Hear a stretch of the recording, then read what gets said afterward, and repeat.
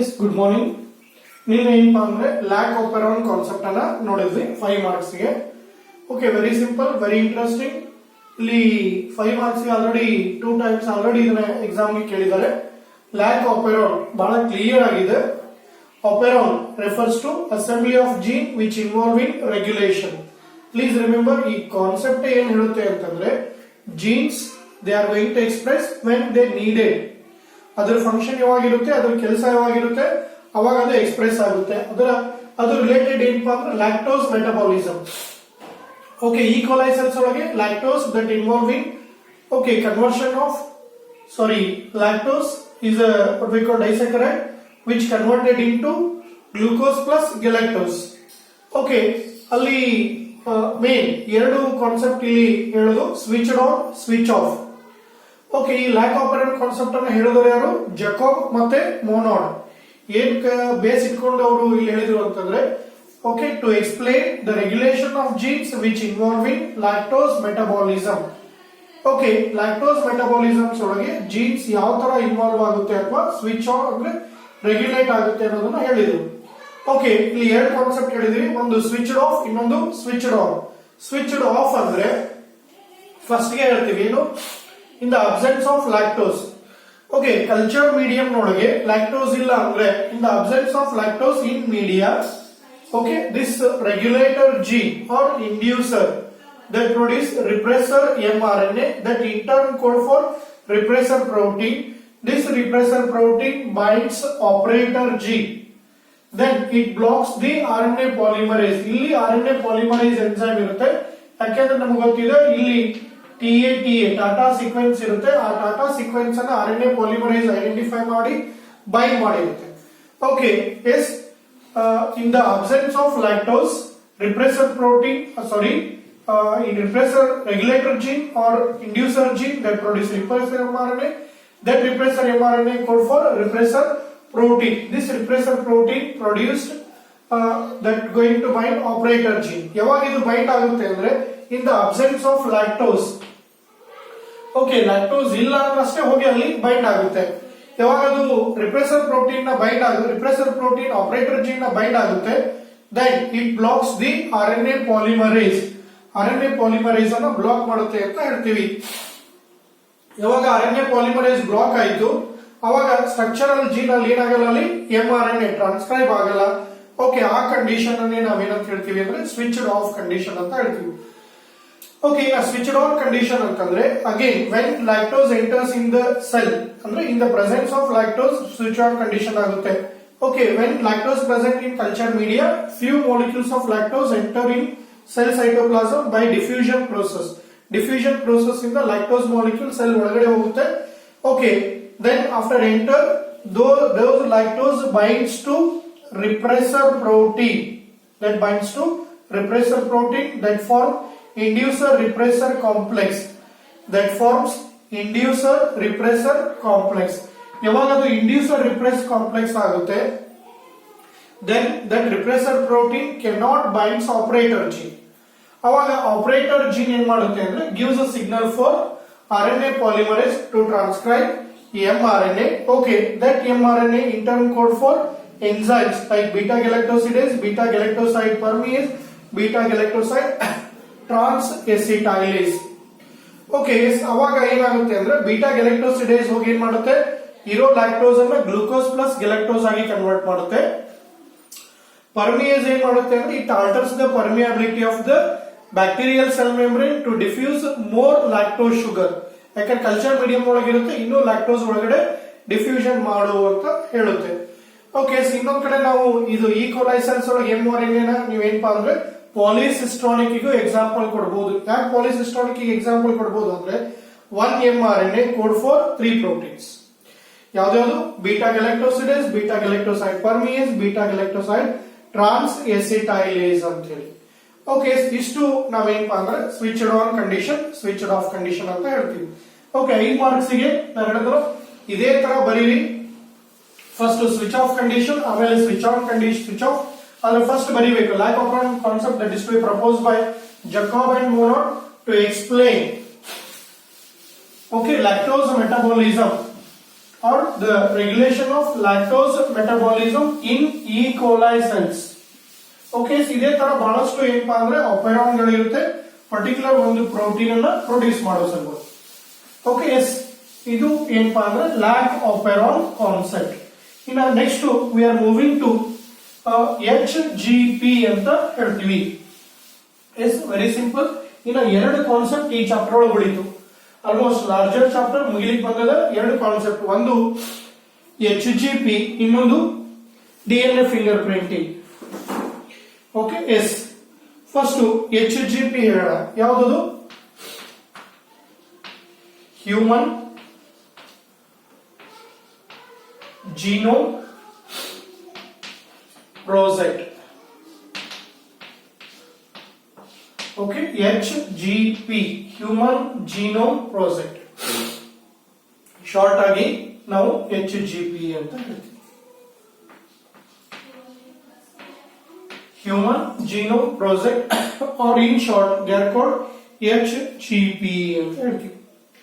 Okay, ಇಲ್ಲಿ ಒಂದೊಂದೇ point ಹೇಳ್ಕೊತ ಹೋದ್ರೆ, ಹ್ಯೂಮನ್ ಬೀಯಿಂಗ್ಸ್ ಅಂದ್ರೆ ಹೋಮೋಸೆಪಿಯನ್ಸ್. ಇಲ್ಲಿ ಜೀನೋಮ್ ಅಂದ್ರೆ the sum total genes present in one haploid set of chromosomes. Okay, yes, ಸ್ವಲ್ಪ ಅದನ್ನೇ ಡಿವೈಡ್ ಮಾಡ್ಕೊಂಡು ಹೇಳ್ಬಿಡೋಣ. ಹ್ಯೂಮನ್ ಅಂದ್ರೆ one species, that is Homo sapiens. Okay, yes. ಇನ್ನ ನೆಕ್ಸ್ಟ್ genome ಅಂದ್ರೆ the sum total genes present in one haploid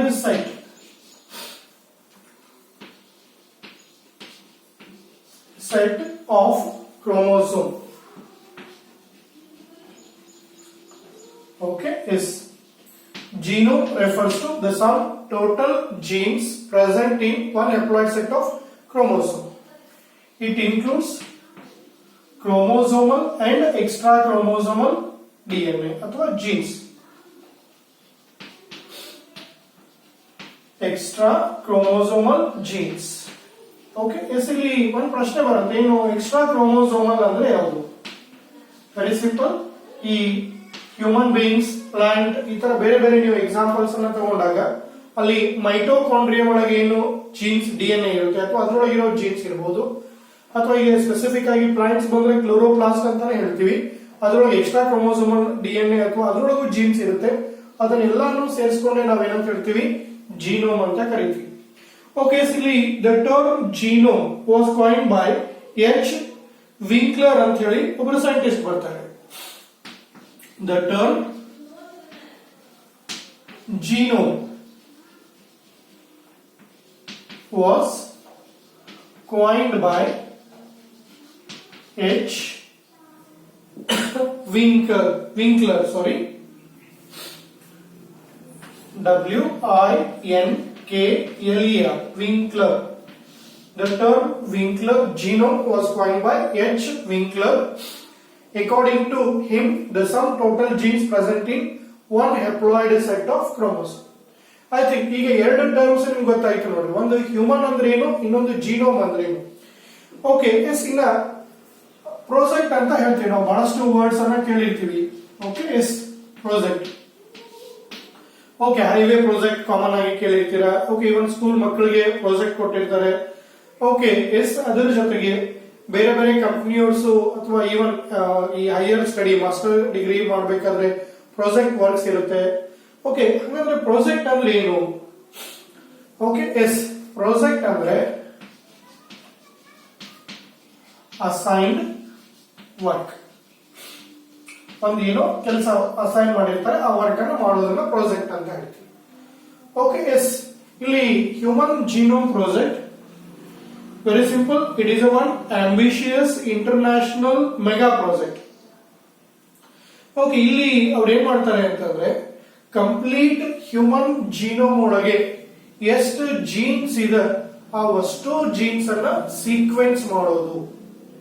okay, ಅದಕ್ಕೆ ಒಂದ್ ಕಡೆ first ಗೆ ಹೇಳ್ತಾರೆ, ಒಂದ್ ವರ್ಷ 1 ಮಾರ್ಕ್ಸ್ ಕೇಳಿದ್ರು, ಏನು HGP was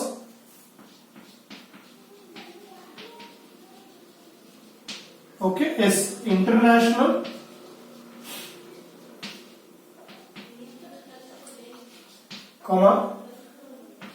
ambitious international ambitious mega project. Okay, ಇದನ್ನೇ ಅವರು ಒಂದು 3 ಮಾರ್ಕ್ ಕೇಳಿದ್ರು. why HGP is said to be international ambitious mega project ಅಂತ ಹೇಳಿ. Okay, why it is said to be international ambitious mega project? ಇದಕ್ಕೆ certain points ಅನ್ನು ಹೇಳ್ಬೋದು.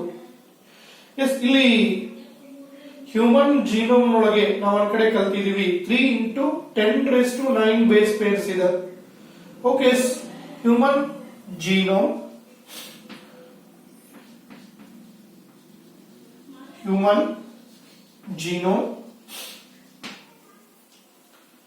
okay is said to be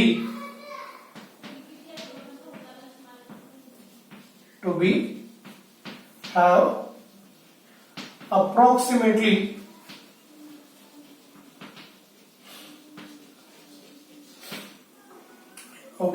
human genome is said to be approximately 3 into 10⁹9 base pairs. ಅಂದ್ರೆ very large number ಇರುವಂತ base pairs ಇದೆ. Okay, ಅದನ್ನ ಇವರೆಲ್ಲ ಏನ್ ಮಾಡ್ಬೇಕಪ್ಪ ಅಂತಂದ್ರೆ ಸೀಕ್ವೆನ್ಸ್ ಮಾಡಬೇಕು. ಓಕೆ, ಈಗ ಮೆಗಾ ಅಂತ ಕರಿತೀವಿ, ಅದೇ ಲಾರ್ಜ್ ನಂಬರ್ ಆಫ್ ಜೀನ್ಸ್ ಇರೋದನ್ನ ಸೀಕ್ವೆನ್ಸ್ ಮಾಡೋದು ಒಂದು. Next, the estimated cost of this project. Estimated cost of this project. Okay, ಯಾಕಂದ್ರೆ ಯಾವುದೇ ಒಂದು ಕೆಲಸ ಕೊಟ್ಟಾಗ ಅದಕ್ಕೆ ಕಾಸ್ಟ್ ಎಸ್ಟಿಮೇಟ್ ಮಾಡಿರ್ತಾರೆ. Okay, estimated cost of this project is $9 billion. $9 billion. Okay, yes, $9 billion.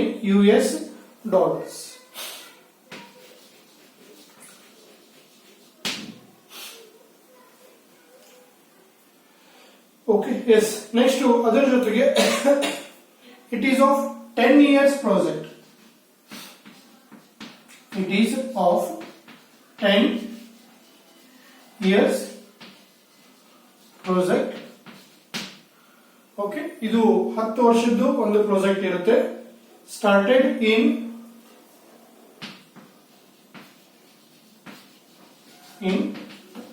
1990 and completed in 2003. But actually ಇನ್ನೂ 100% complete ಆಗಿಲ್ಲ. ಅದು ಹೆಂಗೋ ಒಂದು ಸ್ಟಾಟಿಸ್ಟಿಕ್ಸ್ ಇನ್ಫಾರ್ಮೇಶನ್ ಅವರು ಕೊಟ್ಟಿದ್ದಾರೆ, ಅದಕ್ಕೆ ನಾವೇನ್ ಹೇಳ್ಬೋದು. Okay, yes. ಇನ್ನ ನೆಕ್ಸ್ಟ್ ಇನ್ನೊಂದು ಪಾಯಿಂಟ್ ಏನ್ ಹೇಳ್ಬೋದಪ್ಪ ಅಂತಂದ್ರೆ, ಇಂಟರ್ನ್ಯಾಷನಲ್ ಅಂತ ಯಾಕೆ ವರ್ಡ್ ಯೂಸ್ ಮಾಡ್ತೀವಿ? Okay, yes. ಇಲ್ಲಿ ಫಸ್ಟ್ ಹೇಳ್ಬೇಕಪ್ಪ ಅಂದ್ರೆ, United State of America took the lead. Later 14 countries set up their own HGP. ಅಂದ್ರೆ US, United States of America. Okay, yes, United States of America took the lead.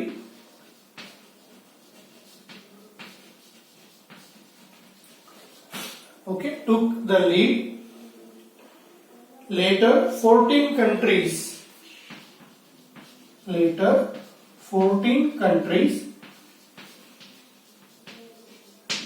set up their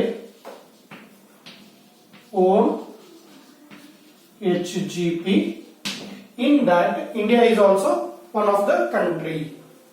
Okay, ಅಂದ್ರೆ 14 ದೇಶದವರು ಸೇರಿ HGP ನ sequence ಅಂದ್ರೆ human genome ನೊಳಗೆ ಏನು jeans ಇದೆ ಅದನ್ನ ಸೀಕ್ವೆನ್ಸ್ ಮಾಡ್ಲಿಕ್ಕೆ ಸ್ಟಾರ್ಟ್ ಮಾಡಿದ್ರು. ಅದಕ್ಕೆ ಇದನ್ನ ನಾವೇನಪ್ಪಾ ಅಂದ್ರೆ ಇಂಟರ್ನ್ಯಾಷನಲ್ ಅಂತ ಕರಿತೀವಿ. ಓಕೆ, ಇನ್ನ ಲಾಸ್ಟ್ ಆಂಬಿಷಿಯಸ್ ಅಂತ ಯಾಕೆ ಕರಿತೀವಿ ಅಂದ್ರೆ the information of this project is very helpful. Information of this project is very useful in treatment of diseases. That is modern medical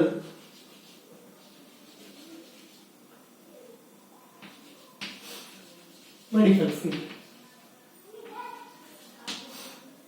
ಸರಿನಾ? ಎಸ್, ಇಲ್ಲಿ ನಿಮ್ಗೆ ಇಷ್ಟೇ ಹೇಳ್ಬೇಕು ಏನಂದ್ರೆ why it is said to be mega ಅಂದ್ರೆ large. Human genome contain a very large number of base pairs. ಅದರ ಜೊತೆಗೆ cost will be very high, $9 billion. ಅದರ ಜೊತೆಗೆ ಇದು 10 ವರ್ಷದ ಪ್ರಾಜೆಕ್ಟ್ ಇರುತ್ತೆ. ಅದಕ್ಕೆ ಇದನ್ನ ನಾವು ಏನಂತ ಹೇಳ್ತೀವಿ, ಮೆಗಾ ಪ್ರಾಜೆಕ್ಟ್ ಅಂತ ಹೇಳ್ತೀವಿ. ಇನ್ನ ನೆಕ್ಸ್ಟ್ ಇಂಟರ್ನ್ಯಾಷನಲ್ ಯಾಕಂತ ಹೇಳ್ತೀವಿ ಅಂದ್ರೆ number of countries they involved in this project. ಇನ್ನ ಆಂಬಿಷಿಯಸ್ ಅಂತ ಹೇಳ್ತೀವಿ ಯಾಕೆ ಅಂತಂದ್ರೆ okay, the information or the data whatever we are going to get from this project, that is very helpful in treatment of number of diseases. Hereditary diseases ಇರಬಹುದು, ನಾನ್ hereditary disease ಇರಬಹುದು. ಅದೆಲ್ಲ ಏನಪ್ಪಾ ಅಂದ್ರೆ ಮಾಡರ್ನ್ ಮೆಡಿಕಲ್ ಬಯಾಲಜಿ ಒಳಗೆ ಬಹಳಷ್ಟು helpful ಆಗುತ್ತೆ. ಅದೇ ಕಾರಣಕ್ಕೆ ನಾವೇನ್ ಹೇಳ್ತೀವಿ ಅಂದ್ರೆ HGP is a one international ambitious mega project ಅಂತ ಹೇಳ್ಬಹುದು.